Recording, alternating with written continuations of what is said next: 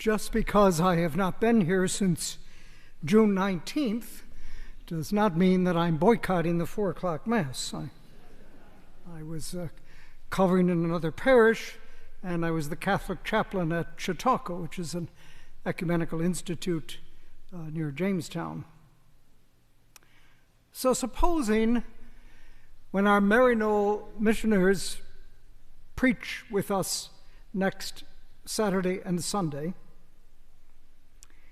and that they preach very eloquently, and then after Mass, they went out into the parking lot with a 5-gallon can of gas, and when everybody pulled out, their tanks were all filled.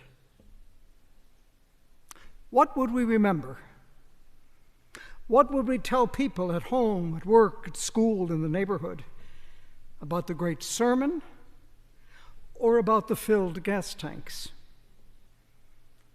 Jesus has a similar problem in today's gospel. Yesterday, he's fed 5,000 with 5 loaves of bread.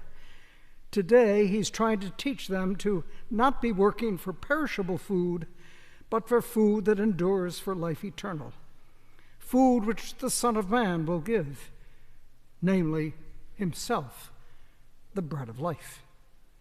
So even Jesus had problems focusing people's attention on the spiritual. Not that God, Jesus, are indifferent to our physical needs. The 5,000 were fed, and in today's first reading, God responds with providential care to the persistent grumbling of the community he had freed from slavery in Egypt as they're en route to Israel, the promised land.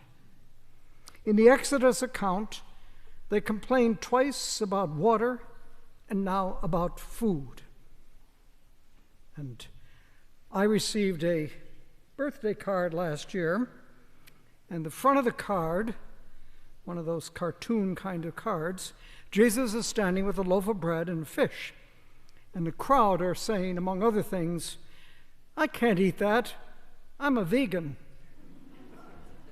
Has that fish been tested for mercury? Is that bread gluten-free? And then the inside of the card says, "Avoid complainers and have a great birthday." Indeed, the Lord feeds his people, as we heard, with bread and quail. It was a bit more fun when Dan Quayle was vice president to read the line, "Quail came down and covered the camp." Cynics like to point out that both the manna and quail have natural explanations. The manna was the secretions from desert insects on tamarisk shrubs. After evaporation, what remained looked and tasted like bread. In Hebrew, what is this is manna, from which we get the name manna, the bread which the Lord gave them to eat. The quail were migratory birds who fell from the sky in the evening, exhausted or dead from flying over the desert with its heat and strong winds. But such natural explanations would have been irrelevant to the Israelites. It was God who fed them, and at the least, the abundance and timing was providential, the people cared for by God's loving hand. Note that each day the people are to gather their daily portion. They are to trust in God's providence every day, and there's to be no hoarding, no selfishness. Give us this day our daily bread, as we pray in the Our Father. Back to Jesus and the gospel.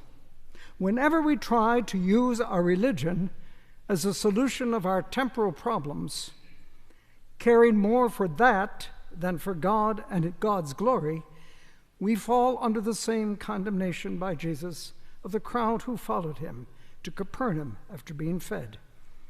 I assure you, you are not looking for me because you have seen signs, but because you have eaten your fill of the loaves. should not be working for perishable food, but for food that endures for life eternal. Jesus says, in effect, you're after bread, but the food I've got for you is imperishable. If what is eternal is valued chiefly as a means to any temporal result, the true order is inverted, and it is likely that the eternal and the temporal goods will be missed alike.